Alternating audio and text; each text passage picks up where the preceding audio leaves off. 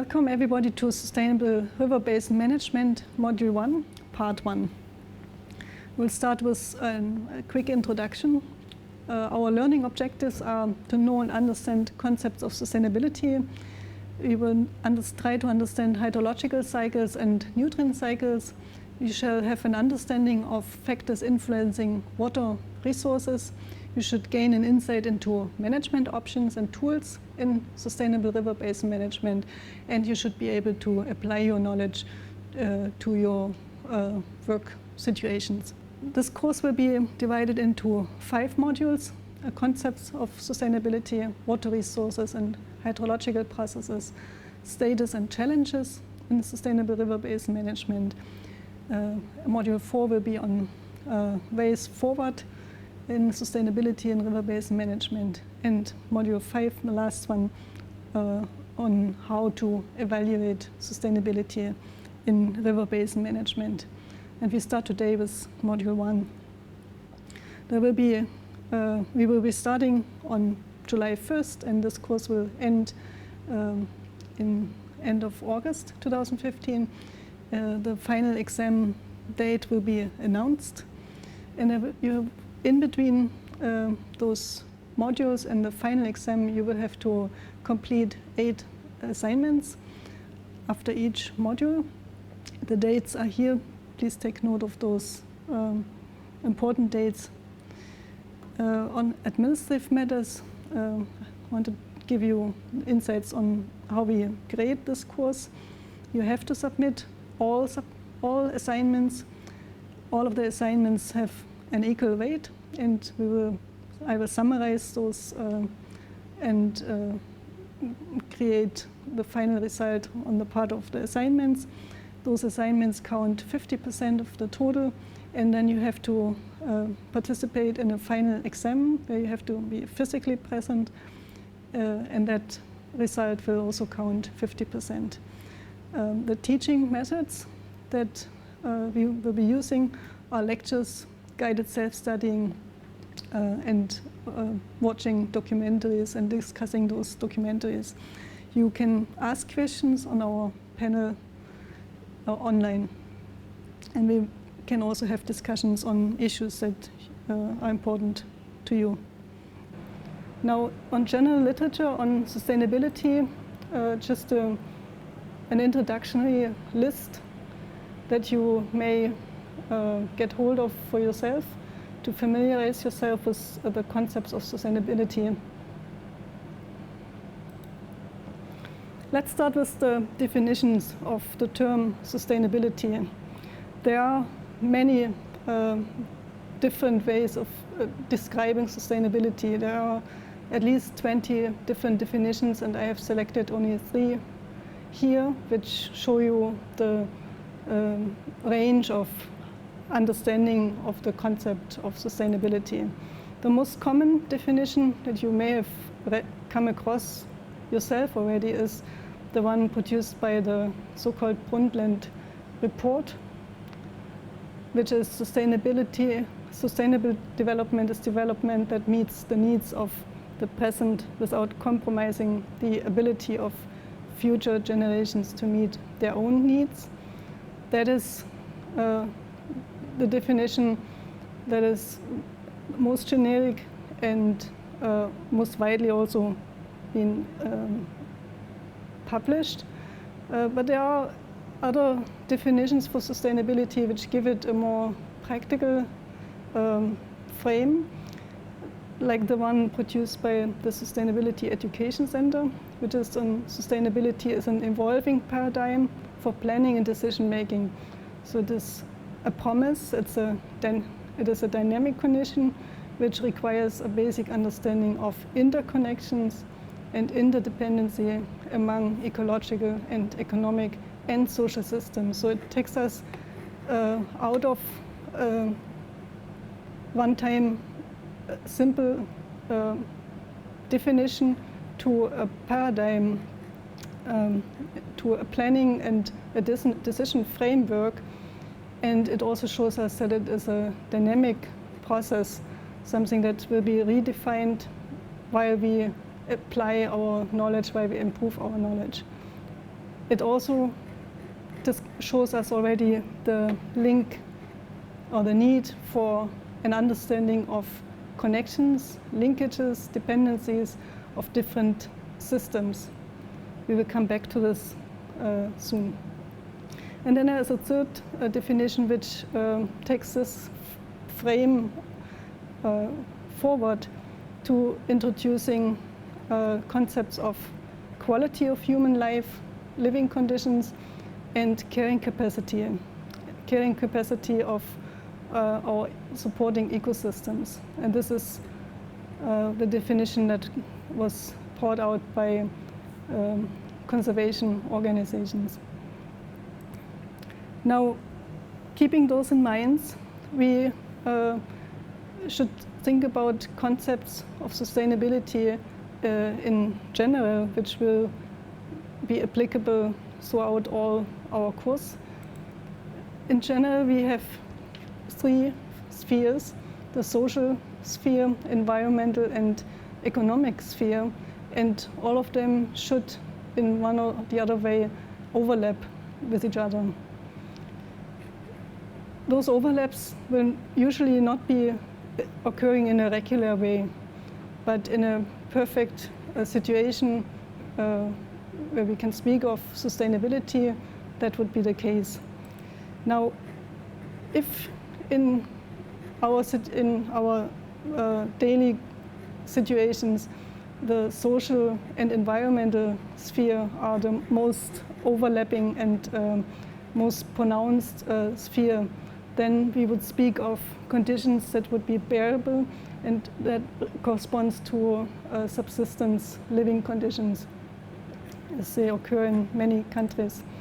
If we would only focus on the overlap of social and economic spheres, then we would be putting our focus on equitable conditions. We will come back to that term in following lectures. And if we would focus on environmental and economic overlaps, then we would be speaking of viable processes, viable from an economic point of view. This would be, if we would ignore the social sphere in that, it would be meaning a capitalization on resource abstraction and exploitation of the environment. Now, taking all those together in a more or less balanced way, this is where you find our sustainable approaches. Sustainable river basin management would be falling into this the three overlapping spheres here. Now, why does sustainability matter? Let's look at the social and economic aspects to start with. First of all, our human population at a global scale matters. This is a publication by Nature, 2011, which shows us the worldwide population in billions on this axis, and it shows us a time scale here, and it shows us different projections, population numbers as measured, and then projections for different scenarios. And what we can see is that right now we have crossed the 7 billion mark already, and that depending on the projection, we will have a continuous increase in population, or we may have a decrease. There will be an inflation point where population will start to decrease. And this is an interesting point here, which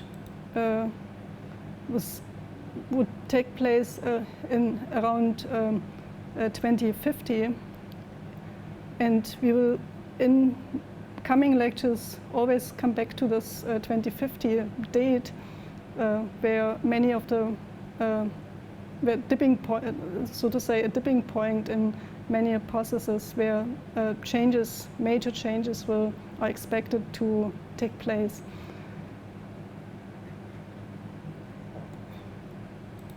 Now, if you take our population numbers and look at it from a regional perspective, then we see a number of interesting differences between regions. We have a very high population number in Asia, concentrated alone in Asia, and the major inflation point or dipping point is expected to occur in 2050. We see that on the African continent, our population will steeply increase, and there is no dipping point yet to see. The expectation is that there will be a very young, extremely young population concentrated in Africa, which puts challenges on on our systems, education, health, labor, and so on. And then we see that all the other continents are developing their population below the 1 billion mark. We also see that some of the regions have a negative growth. Population numbers are decreasing already or within the next 5, or it's expected in the next 5 years to take place. Now, zooming in to what is going on in India, which is more interesting to us here in our course, we have the scenario starting from 1951 with census data to 2011. We have population number here in billions again, and we see that we have right now a population of around 1.2 billion in India. An interesting information here is the additional curve which is showing us our growth rate. While our population numbers are still increasing and projected to increase up to the before mentioned year of 2050, the population growth rate has started to decrease already about 30 years ago. So this is a typical relationship between a large stock in a system and a feedback loop. Growth rate in this case is a feedback loop which influences our stock, the size of our stock, and the larger our stock is, the slower the response is whenever we try to influence or change that stock through our feedback loops.